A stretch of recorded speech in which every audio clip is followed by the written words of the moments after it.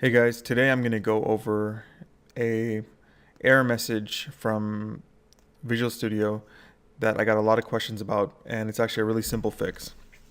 So I have a package created here and I'm just going to run it. It loads in Excel files into different tables into SQL Server.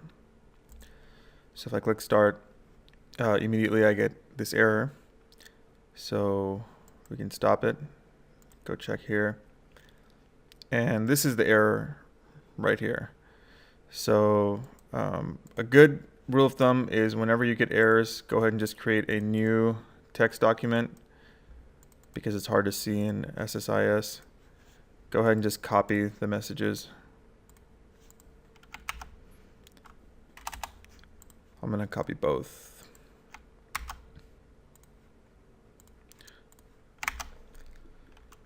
So the error we're looking at right now is this one: cannot acquire connection from connection manager.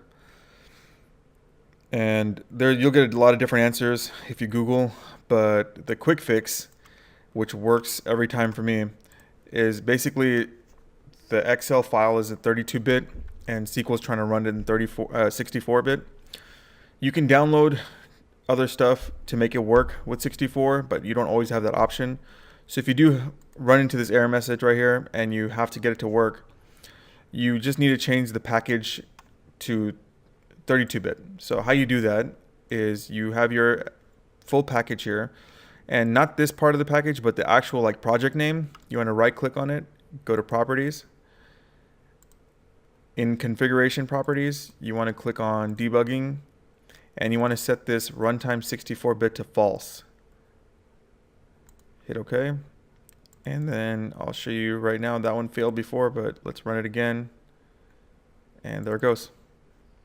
Went through successfully. All right.